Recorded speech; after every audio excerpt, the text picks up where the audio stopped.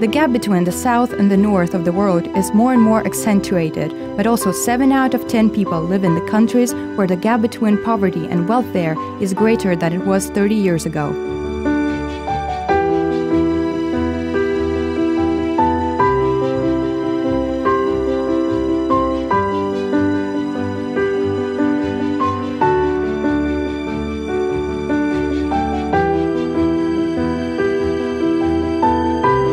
An alternative to the situation of major inequalities exists. It is called social and solidarity economy, a different paradigm for production, distribution, consumption and saving that puts people and the environment at the center.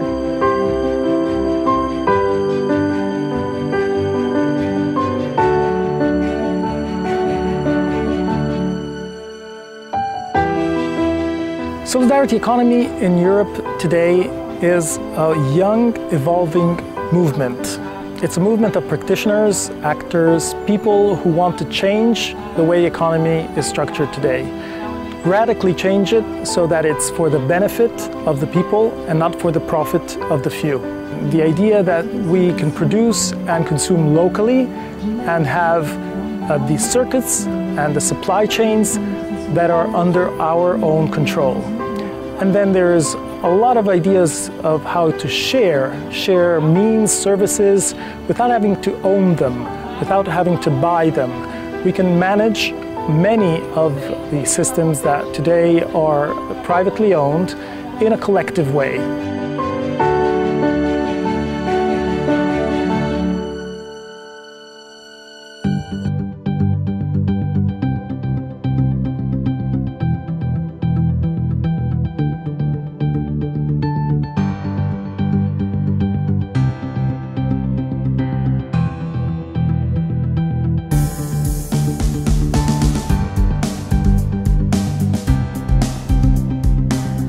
There are 2 million social economy enterprises in Europe, representing 10% of all businesses in the European Union, and up to 160 million people in Europe are members of social economy enterprises.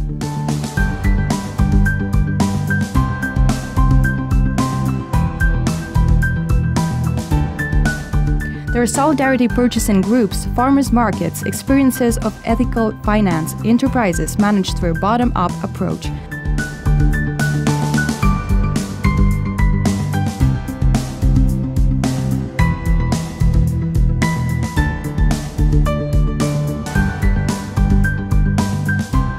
Some of the most significant existing initiatives in Europe and in the world have been gathered and described by the European project SUSI, Sustainable and Solidarity Economy, coordinated by the NGO COSPI with a vast network of associations and NGOs from 23 European countries.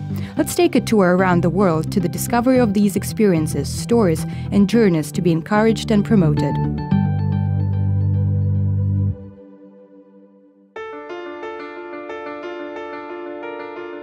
It is estimated that global solid waste generation would rise from more than 3.5 million tons per day in 2010 to more than 6 million tons per day in 2025.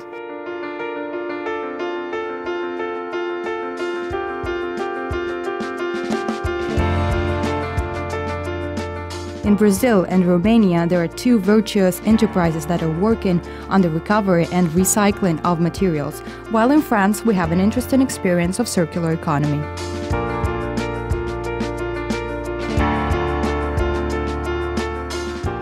Grupo de catadores, de moradores, saiu com a visão de construir uma cooperativa, uma associação, para melhorar a renda. Então, a gente estava pregando a economia solidária sem dar conta. Muito carroça, era muito, e como era cada um por si, o trabalho era bem mais duro, né? Então, como a gente foi vendo que aí a cooperativa tem o espaço, todo mundo podia fazer alguma coisa, a gente foi se juntando, que aí o trabalho, em vez de um só aguentar, 3 trabalhando junto, era bem melhor. E aí apareceu o projeto, os pessoal mandando a gente fazer projetos para ganhar veículo para poder trabalhar. Aí nós fizemos o projeto, junto com a consultoria, aí ganhamos os carros, então por que não usar? Nós trabalhamos em conjunto, cada qual faz um trabalho, porém um conjunto, um precisa do outro, nós não temos patrão aqui, o nosso patrão somos nós mesmos. quanto mais nós trabalhamos, mais recebemos. A dinâmica do nosso trabalho é essa, todo mundo tem seu horário. Eu marco uma planilha de hora de todo mundo, no final do mês a gente soma aquele número de hora do grupo, divide pela venda que foi feita, e aí nós vamos saber o valor da hora e quanto cada um vai receber. A gente tem assembleias toda semana para resolver os problemas. Quando a gente tá vendo que não está saindo nada, o pessoal está meio devagar, a gente senta de novo, conversa, porque a despesa é grande, tem que trabalhar, tem que ralar, né? As mulheres são a vanguarda da economia solidária. Não só no Brasil, nos outros países também. Hoje aqui na cooperativa o trabalho maior é das mulheres mesmo. Felizmente, tirando os que vão para coleta, mas porque se jogar aí, se não separar, não vai vender.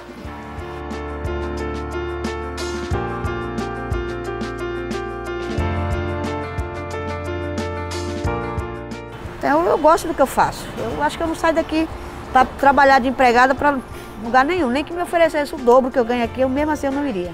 E o impacto é que a gente consegue dar uma aliviada nessa região. Né? De tanto não ter muito material na rua, principalmente quando chove. Você como é que é ladeira, desce só água, você não vê descendo muito lixo. Igual nos bairros aí afastados, né? Que você vê descendo muito material reciclável. E aqui a gente não vê quase isso. Né? O catador, que era o excluído, que era perseguido pela polícia, era um vadio, não queria trabalhar, etc. Hoje é um profissional. Ele tem os seus direitos e seu respeito dos serviços que presta.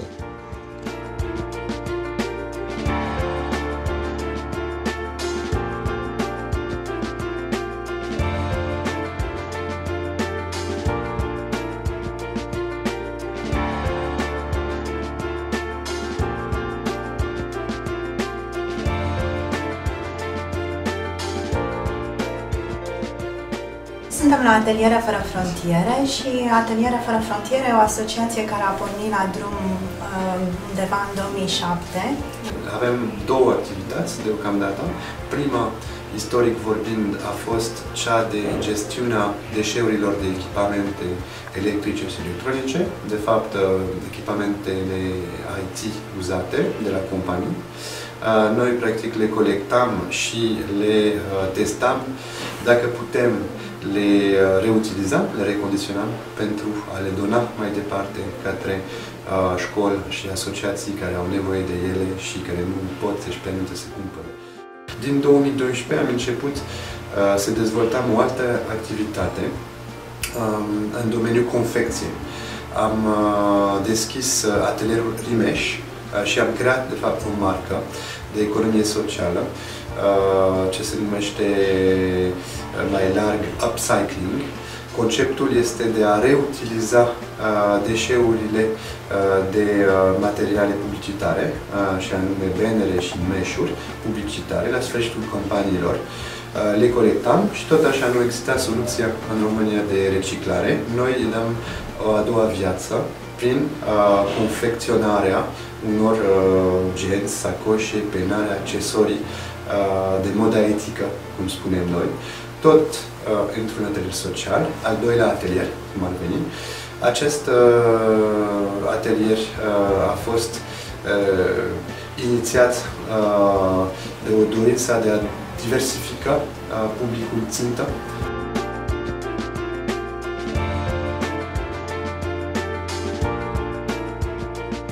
Projet qu'on a voulu d'économie circulaire, un projet qui intègre complètement plusieurs dimensions afin d'avoir une démarche circulaire. On prend un déchet, ce qui hier était encore considéré comme un déchet mais que nous on considère comme une ressource, à savoir du marc de café. On pourra travailler sur d'autres déchets par la suite.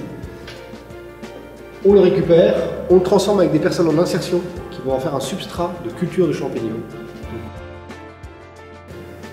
Ce substrat réintroduit de la vie dans les sols parce qu'il est chargé de mycélium, il est chargé de champignons, et les champignons est un des éléments qui permet la diversité et la biodiversité dans les sols. Aujourd'hui, on a à faire face à deux grands défis. Le défi environnemental, qui est le défi des défis. Et avec la COP21 qui se tient à Paris, nous savons que c'est un défi important. Et puis un autre défi, une préoccupation qui elle est quotidienne pour tous les habitants et pour tous les citoyens, c'est la question de l'emploi. Et aujourd'hui, nous avons à apporter la même réponse à ces deux défis. Et l'économie sociale et solidaire est justement cette réponse, c'est-à-dire une économie qui crée de l'emploi, qui s'intéresse aux hommes et aux femmes qui y travaillent et qui protège l'environnement.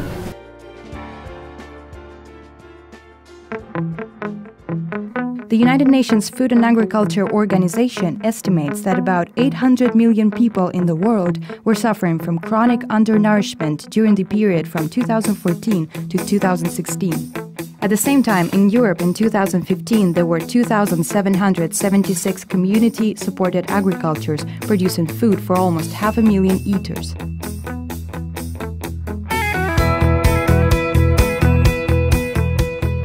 Our journey goes through Italy and Spain to discover a well-established experience of community-supported agriculture and a popular farmers' market. Arvaia è nata nel 2013, all'inizio del 2013. Formalmente è una cooperativa, una società cooperativa agricola. Di fatto, ed è quello che vorremmo essere noi, è una CSA, una comunità che supporta l'agricoltura. Quindi è un meccanismo diverso, con molti soci come può avere una cooperativa, però è una realtà in cui ogni socio ha come dire, un pezzettino delle responsabilità che normalmente i soci non hanno. Insomma. I soci finanziano l'attività agricola, non acquistano le verdure. Quindi la quota, diciamo, in denaro che mettono all'inizio di ogni anno serve a finanziare l'attività agricola e poi noi dividiamo tutto quello che viene prodotto. Ecco, questo è il meccanismo che racchiude un po' la CSA. E i soci, diciamo che di questi poi una parte ha anche una funzione, un ruolo particolare perché viene a dare il proprio aiuto in campo. Cioè, in questo modo non esiste quel rischio di impresa che si assume ogni persona nel coltivare e poi nel dover vendere, qui non esiste. Noi qui lavoriamo e coltiviamo per i soci, quindi tutto ciò che viene prodotto va poi ai soci.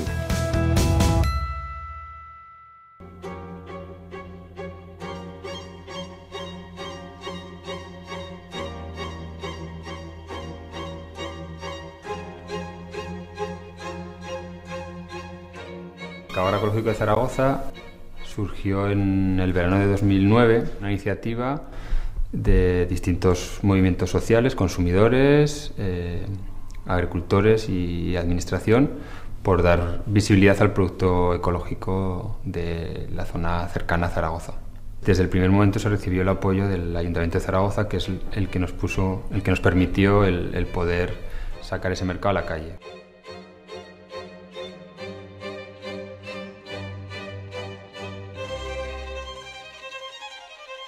Tiene que ser un producto de temporada, con lo cual también enseñamos a la gente lo que hay en cada temporada. La gente no se acordaba cuando había judías, ni cuando había tomates, ni cuando había coles, porque había todo el año. Pequeños agricultores que evidentemente tienen problemas económicos serios. El campo es lo que dicen, los agricultores no han sufrido mucho la crisis porque estaban en crisis siempre, ¿vale? Con lo cual gente acostumbrada a la crisis. Luego tenemos consumidores que quieren comprar ecológico y que igual no tienen capacidad adquisitiva para gastarse lo que cuesta por ahí. Entonces realmente cuando coordinamos a estas personas, agricultores que quieren ganarse la vida y consumidores que quieren consumir producto bueno a un buen precio, pues nos encontramos, yo creo, en una labor social de poner en común a gente con las mismas aspiraciones.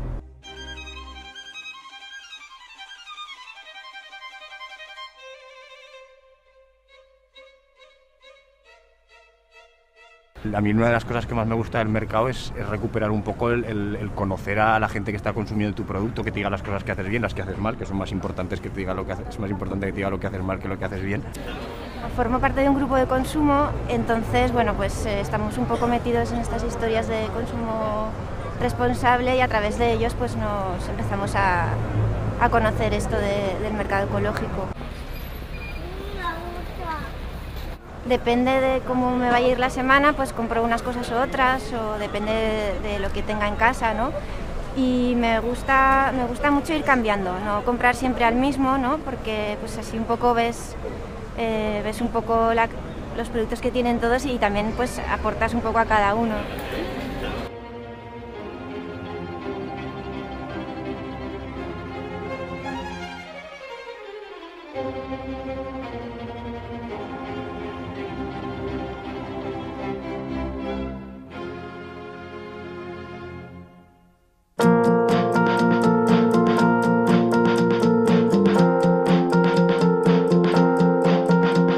The powerful connection between producers and consumers remains a fundamental pillar of fair trade. Many NGOs supported fair trade and are in partnership with local producers.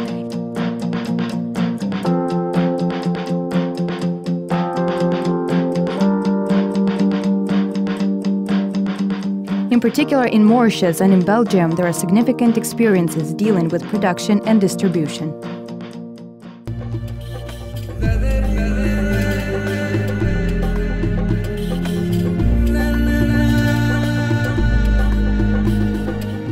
I think we will continue to be dependent on sugar. We cultivate sugarcane, we produce sugar, and the country will continue on the same track, whether there will be other industry, tourism or textile.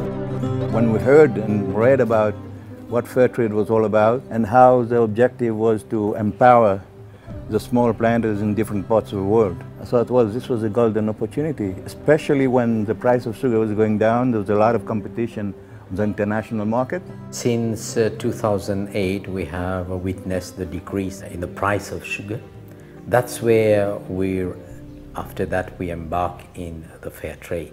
With this partnership, we are managing the challenges quite well, in the sense that we have the differentiation between the product that we are selling and that other countries, for example, the EU, with the CAP reform in 2017, will be itself a producer of sugar, but it can never be a fair trade certified producer.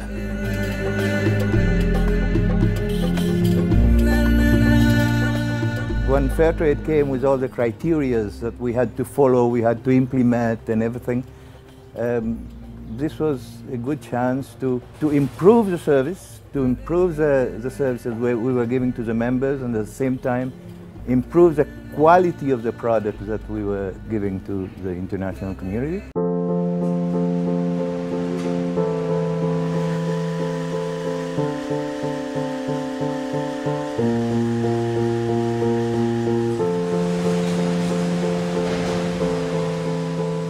Ici, on est chez Groupe Terre. Groupe Terre, c'est un ensemble d'entreprises, à peu près 10 entreprises, qui réunit de 350 travailleurs. Et l'objectif, c'est de créer des emplois pour des personnes éloignées du marché du travail. Et en même temps, les résultats économiques sont entièrement réinvestis dans soit de la création d'emplois ici au nord et soutenir des projets dans le sud. C'est un groupage, je l'ai dit, et ce qui est assez particulier, c'est qu'il n'y a pas un seul propriétaire qui possède des actions. Ce qui fait que, comme il n'y a pas de propriétaire, c'est l'Assemblée générale de l'ASBL Groupe Terre qui est le gérant, qui est le décideur suprême du groupe. Et on invite tous les travailleurs à faire partie de l'Assemblée générale de Groupe Terre ASBL. Si on additionnait tout le monde, en cumulé, on a 300. Donc on a tous les travailleurs, nous avons le droit de participer au débat. L'idée, c'est d'essayer de mettre les choses en place, un mode de fonctionnement pour que la décision appartienne à ceux qui font l'entreprise, à ceux qui sont l'entreprise en réalité. Et donc à partir du moment où cette prise de décision est démocratique, est participative au sein d'une entreprise, ce qui est un des principes les plus importants de l'économie sociale, eh bien alors les gens peuvent prendre des décisions en fonction de ces finalités sociales-là, en fonction de ces valeurs, et pas uniquement en fonction de la recherche de profit. Dans le cas d'Autre Terre, ils parviennent à très bien mettre en œuvre, je veux dire mettre en pratique, les 3-4 grands principes de l'économie sociale et solidaire. Et dans la pratique, on voit que ça donne lieu à des très bons résultats, aussi bien en matière de respect de l'environnement qu'au niveau du modèle de management. Selon moi, l'économie sociale et solidaire c'est une approche qui mériterait certainement de recueillir un peu plus d'attention, qui mériterait même d'être une priorité en termes de vision de la DGD ou de la coopération belge en tant que telle. Il y a une plus-value sociétale évidente dans tous ces projets. Donc pour moi, c'est une manière de faire qui est tout à fait en phase avec les grandes valeurs de la coopération belge en général, quoi.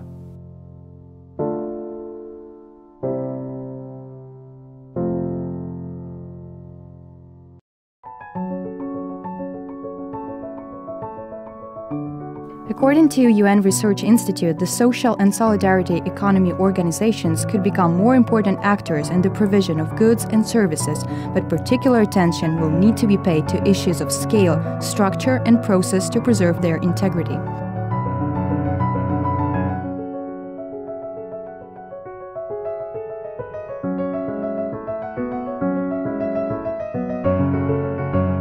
Let's find out processes for the production of renewable energy in France, projects of workers' buyout in Greece, and experiences of responsible tourism in Uruguay. Je suis Simon Cossu, je suis le directeur général d'Enercop Languedoc-Roussillon, qui est une coopérative basée à Montpellier. Donc qu'est-ce qu'est Enercop? En soi, c'est une coopérative qui rassemble en son sein des producteurs, des consommateurs, des collectivités locales, pour parvenir à un objectif qui est la transition énergétique sur notre territoire. Une transition énergétique qui doit être portée à la fois par les citoyens et par les collectivités locales, et également par les acteurs industriels. Donc notre objectif, c'est de permettre à tous ces acteurs de réapprendre à travailler ensemble et à travailler sur des choses concrètes. Donc on a un premier métier, c'est la fourniture d'électricité. Donc voilà, le concret, c'est faire le lien entre ces producteurs et ces consommateurs. On a aussi une activité qui consiste à accompagner des collectifs de citoyens, des collectivités locales dans la mise en place de nouveaux projets d'énergie renouvelable. Donc on les assiste sur les aspects techniques, juridiques, économiques, financiers, pour qu'ils puissent arriver à terme à mettre en œuvre de nouveaux moyens de production d'énergie. Et notre ambition, c'est de le faire avec des méthodes participatives. Donc on a un certain nombre de processus qui permettent de prendre des décisions collectivement sans que ça prenne des siècles, et d'arriver à le faire de manière équitable pour tous. Nous avons une région ici avec une particularité où l'économie sociale et solidaire présente un fort dynamisme, notamment en termes de nombre d'établissements, environ 11 000, ce qui représente 95 000 salariés qui travaillent dans une entreprise de l'ESS, soit environ 12,5% de l'emploi en région Languedoc-Roussillon. Donc une économie à part entière, et qui est vraiment un atout pour l'économie régionale et l'économie de proximité.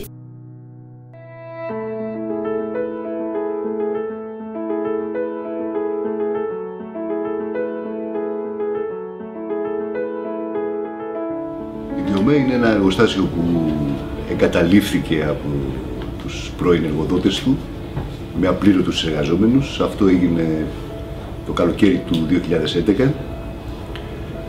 Οι εργαζόμενοι παρέμειναν μες στο εργοστάσιο, καταρχήν για λόγους περιφρούρησης των μηχανημάτων και κατά δεύτερον σαν μορφή αγώνα για τη διεκδίκηση των δουλευμένων και αυτά που τους χρωστούσαν οι προηγούμενοι εργοδότες. Και από το 2013 ξεκίνησαν να το λειτουργούν με αυτοδιαχείριση. Δηλαδή χωρίς αφεντικά προφανώς πλέον που δεν υπήρχαν έτσι κι αλλιώς, αλλά και χωρίς διευθυντές, χωρίς ιεραρχία, με όλες τις αποφάσεις να παίρνονται από τη γενική του συνέλευση και με προσανατολισμό να παράγουν προϊόντα τα οποία να καλύπτουν κάποιες κοινωνικές ανάγκες, να είναι φιλικά προς το περιβάλλον και να μπορούν να τους προσφέρουν μια αξιοπρεπή διαβίωση και όχι επιδιώκοντας κάποια κερδοφορία ή κάποια συσσόρευση κερδών. Η Καντόνα είναι ένα συνεργατικό εγχείρημα. Ξεκινήσαμε πριν 4,5 χρόνια περίπου. Είμαστε ένα παντοπωλείο καφέ. Έχουμε προϊόντα αλληλέγγυου εμπορίου από την Ελλάδα και από ολόκληρο τον κόσμο. Και στόχος είναι να στηρίξουμε μικρούς παραγωγούς και συνεταιρισμούς. Και έχουμε τη χαρά να φιλοξενούμε στο χώρο μας τα προϊόντα της Βιομέ. Είναι το λιγότερο που μπορούμε να κάνουμε για να εκφράσουμε την αλληλεγγύη μας στον αγώνα τους. Έναν αγώνα για εργασία, ζωή και αξιοπρέπεια. Το εργατικό έλεγχο της παραγωγής είναι ότι κάθε πρωί που ερχόμαστε εδώ πίνουμε τον καφέ, ας πούμε, όπως κάθομαι τώρα, όλοι όσοι έρχονται να συμμετέχουν, και λέμε τη γνώμη μας, καταρχήν το τι θα βγάλουμε. Λέμε, παιδιά, τι υπάρχει ανάγκη. Υπάρχει ένας αποθηκάριος που απλώς λέει το τι υπάρχει ανάγκη. Εκεί αποφασίζουμε το τι θα βγάλουμε και με τι όρους θα το βγάλουμε. Πόση ώρα θα δουλέψουμε, όλα αυτά. Και καταλαβαίνετε, είναι λίγο πιο διαφορετικός ο τρόπος που προσφέρεις εργασία. Προσφέρεις προς το σύνολο την εργασία, όχι προς ένα αφεντικό. Κάποια εξειδικευμένα πράγματα, τώρα έχουμε δύο επιστήμονες, ας πούμε, που έβγαλαν πανεπιστήμιο, πολυτεχνείο. Δεν μπορούμε να αντικαταστήσουμε εμείς τους επιστήμονες, αλλά οι επιστήμονες όταν τελειώνουν έρχονται στην παραγωγή κανονικά και με τη θέλησή τους έρχονται. Δηλαδή το έχουν δηλώσει. Προτού μπουν ότι θέλουμε να συμμετέχουμε με αυτούς τους όρους.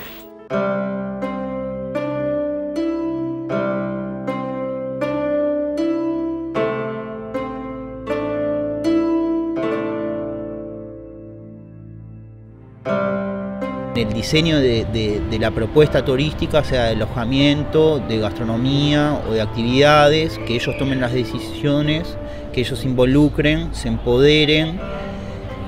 Si hay un emprendimiento así, con la gente que recibe a los turistas, va a funcionar mejor, van a recibir a los visitantes de mejor manera, la experiencia para el visitante va a ser más rica, más genuina. Y bueno, es justamente eso, el turismo comunitario, que no es poca cosa, que es sumamente importante, tanto para los que reciben como para los que visitan.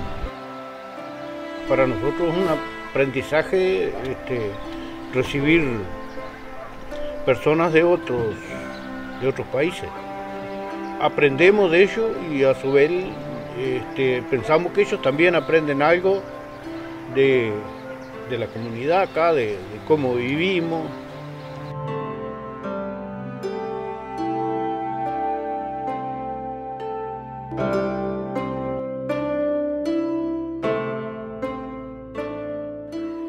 Y mi madre es de Rincón de Baliza, de la desembocadura de Baliza. Y mi padre vino del Arroyo Maldonado, o sea, pescaba en el Placer en ese tiempo, y en la Laguna El Diario. Y de ahí se trasladó para Rocha y se conocieron y bueno, y de ahí vine yo. Conocimos todos los hermanos, éramos 14 y todos nos criamos acá. Yo tengo el privilegio de estar todos los días y todas las noches en ella, pero hay un montón de gente que no tiene ese privilegio ni nada de eso. Entonces está bueno que la gente venga. Estoy mostrando algo de que poca gente lo conoce, que no tiene publicidad y que no es muy visto a nivel mundial la laguna. Hay muchísima gente que los atrae, de tal manera que me preguntan si pueden quedarse un rato a la noche ahí, aunque sea sentado ahí mirando y observando la noche y eso. Te porta conocimiento, te porta amistades que vienen de otros lados, el conocer gente, es un intercambio de cultura, que ellos están conociendo la de nosotros y nosotros la de ellos, ¿eh? Que para mí es interesante eso, es bien interesante.